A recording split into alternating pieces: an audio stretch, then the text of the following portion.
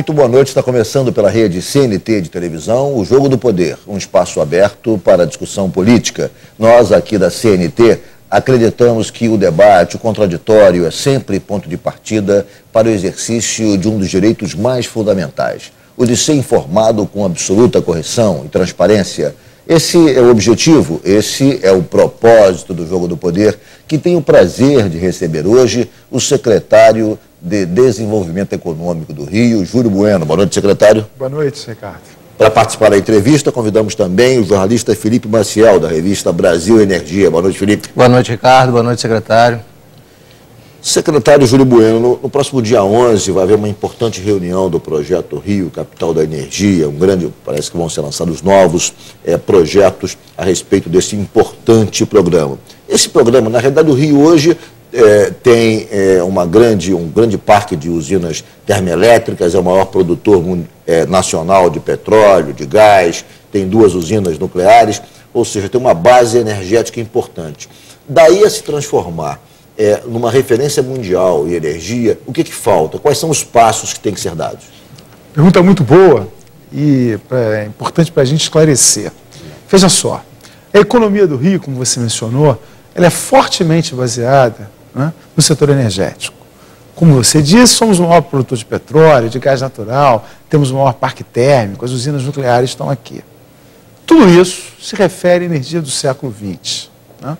Então o Rio precisa ter o compromisso com a energia do século XXI. E o programa tem esse objetivo.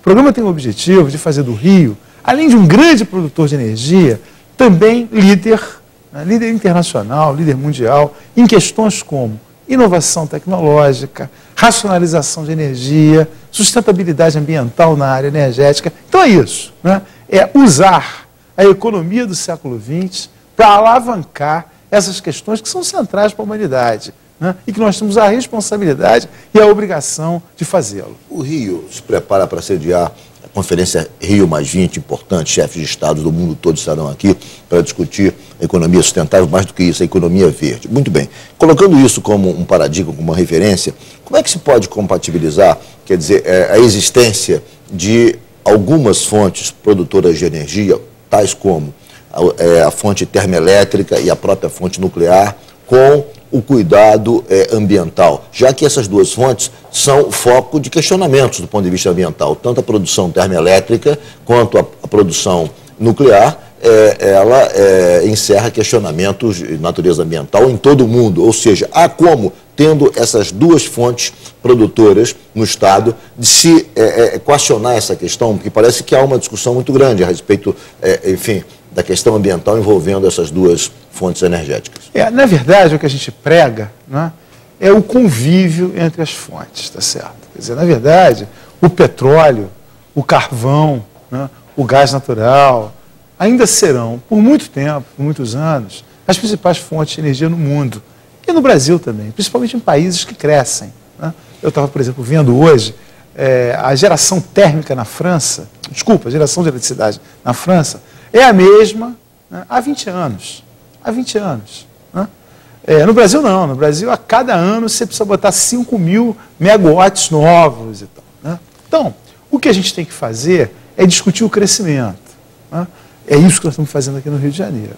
Evidentemente que a questão do petróleo ainda é uma questão fundamental para o Brasil e para o mundo. Né? Mas as outras fontes de energia, como energia eólica, energia solar, né? Ao invés de usar, por exemplo, diesel no ônibus... Por falar em energia eólica, temos alguns projetos aqui no Estado, ainda não são expressivos, mas eu queria saber a quantas andam esses projetos. Tem um projeto que já deu certo, né?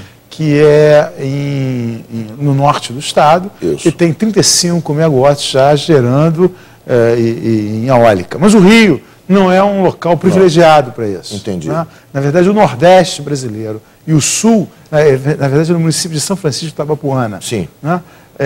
Então, mas o Rio não é privilegiado nisso. O Nordeste e o Rio Grande do Sul, em particular, são os locais onde você tem mais vento e mais vento constante. Felipe.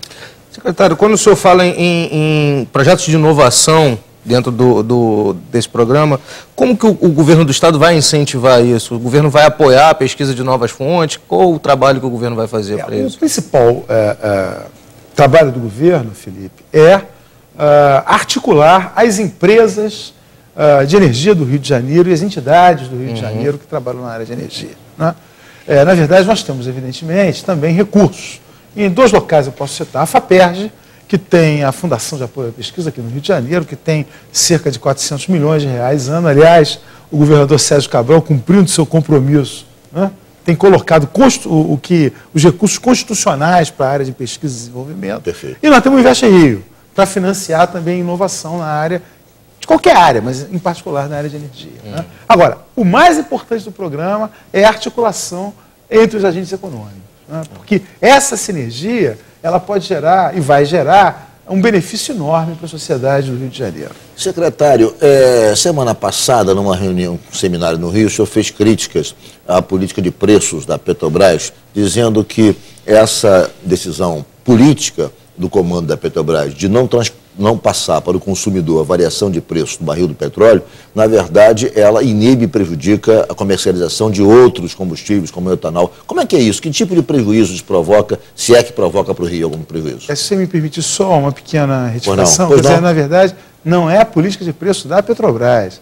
A Petrobras está submetida a essa política de preço. Certamente a Petrobras não gostaria, né, de estar exercendo essa política de preço. Sim, né? é uma imposição política do governo da Petrobras. Isso, na verdade, é uma questão macroeconômica, né, de não atingir a inflação. Evidentemente tem alguma questão de volatilidade também, mas a minha questão é que preços distorcidos por longo tempo implicam em problemas estruturais, o que vem acontecendo no Brasil. Né? O etanol brasileiro está sofrendo fortemente, né, por conta dessa política de preço que faz com que o etanol tenha uma posição absolutamente desvantajosa com relação à gasolina. Agora, o que é pior, a Petrobras, a pobre da Petrobras, importa gasolina, né, e tem prejuízo vendendo gasolina no mercado interno. Então, esta questão, que é uma questão que já tinha sido superada, me parece fundamental que nós a encaremos, que o governo a encare, né, e dê, do meu ponto de vista, normalidade aos preços dos derivados de petróleo e dos combustíveis no Brasil. Ok, eu vou fazer um rápido intervalo, o Jogo do Poder volta em 1 minuto, hoje recebendo o secretário de Desenvolvimento Econômico, Júlio Bueno.